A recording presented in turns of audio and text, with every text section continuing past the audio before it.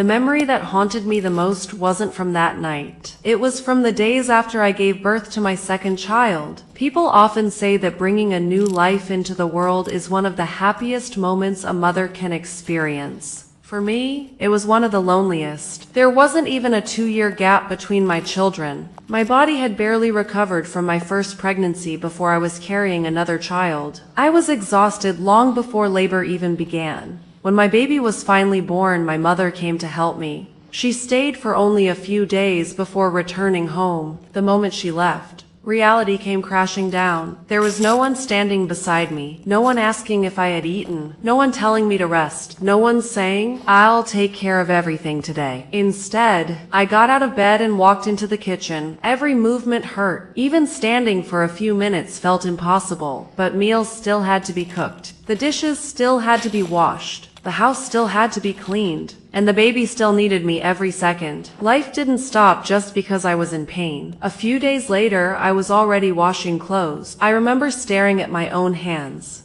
They were swollen, my back ached constantly, my body was begging for rest. But rest never came. One afternoon, water finally started running through the public tap. It didn't happen every day. Whenever water came, everyone rushed to fill every container they had. I looked at the empty buckets. Then I looked at my newborn baby. I had no choice. I picked up one container after another. Each one felt heavier than the last. As I lifted them, I felt a sharp pain run through my body. I stopped for a moment. I wanted to cry, but there was no one around to hear me. Even today, whenever I think about that afternoon, my eyes fill with tears. Not because of the physical pain, but because I realized something. I was completely alone. The man who had promised to stand beside me was nowhere to be found. Days turned into weeks. Weeks turned into months. Nothing changed. He came home when he wanted, left when he wanted, and expected everything to be waiting for him. A clean house, warm food, happy children, and a smiling wife, no matter how broken I felt inside. Then one day, life suddenly changed. He was involved in a serious accident. When I first heard the news, I froze. Despite everything he had put me through, I didn't hesitate. I rushed to his side. For days, I barely slept. I stayed in the hospital. I helped him eat. I cleaned him. I cared for him when he couldn't even care for himself. I prayed every single night that he would survive, not because he deserved my suffering, but because I believed people could change. I thought maybe this tragedy would make him realize how precious life really is. Maybe now he would finally understand everything I had sacrificed. Maybe now he would see me, but hope can be cruel. Months passed after he recovered. Nothing changed. Not his words, not his attitude, not the way he treated me. If anything, he became even colder. The woman who had stood beside his hospital bed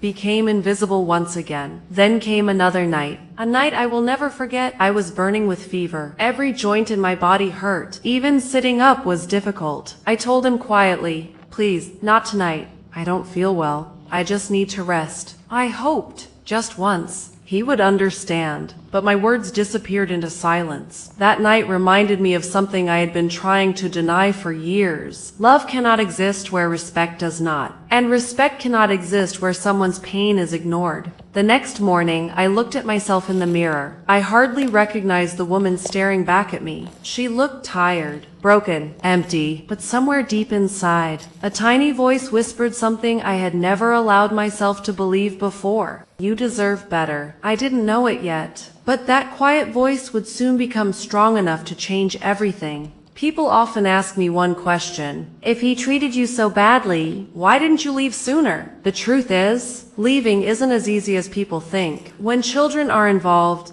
when you have nowhere to go, when you've spent years believing things might change, you keep waiting. One more day, one more month, one more chance. That was me. Every morning I convinced myself tomorrow would be different. Every night, tomorrow looked exactly like yesterday, until one sentence changed everything. The morning after he claimed he had gone to the river, he looked at me and said, "You told me I should have died." For a moment, I stood there in silence. Yes, I had said those words, but not because I wanted him dead. I had spoken from years of unbearable pain, years of being ignored, years of carrying a family on shoulders that had long since become too tired to carry anything. Yet somehow, I had become the villain in his story. That was the moment I understood something. People who never take responsibility will always find someone else to blame. It didn't matter how much I sacrificed. It didn't matter how many nights I cried alone. It didn't matter that I stayed beside him after his accident. None of it mattered, because in his eyes, I would always be wrong. That realization hurt, but strangely, it also gave me peace. For the first time in years, I stopped asking myself, how can I make him change? Instead, I asked, how can I save myself? That single question changed my life. I started writing everything down. Dates, arguments, threats, the nights I was too afraid to sleep. The days I was too sick to stand, not because I wanted revenge, but because I finally understood that my pain mattered. I began talking to people I trusted. For years I had hidden everything. I protected his reputation while destroying my own happiness. No more. Silence had never protected me. It had only protected the abuse. One day I looked at my children. They were smiling, playing, laughing, and suddenly, a terrifying thought entered my mind. If I stayed, would they grow up believing this was what love looked like? Would my daughter think suffering in silence is normal? Would my son believe it's acceptable to ignore someone's pain? The answer broke my heart. No. I couldn't allow another generation to inherit my silence. That day, I stopped waiting for permission to choose myself. I stopped believing I had to sacrifice my dignity just to keep a family together, because a house without respect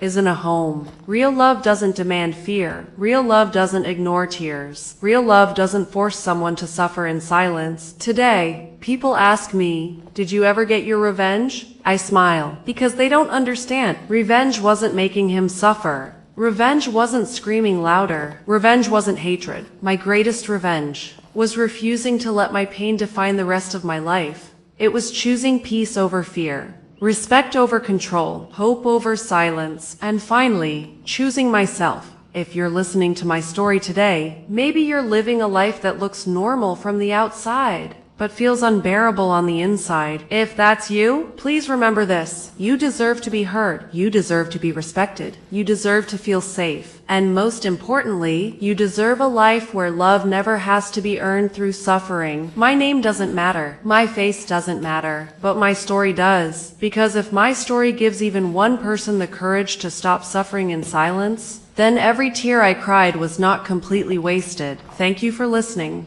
And if you ever feel like you're completely alone, please don't give up. Someone somewhere will hear your voice, and your story deserves to be told. If you enjoyed it, subscribe to Hidden Truth Stories for more real-life drama, family secrets, and unforgettable stories. And let me know in the comments, what would you have done if you were in my situation? Until next time, stay safe. And remember, every hidden truth eventually comes to light. I'll see you in the next story.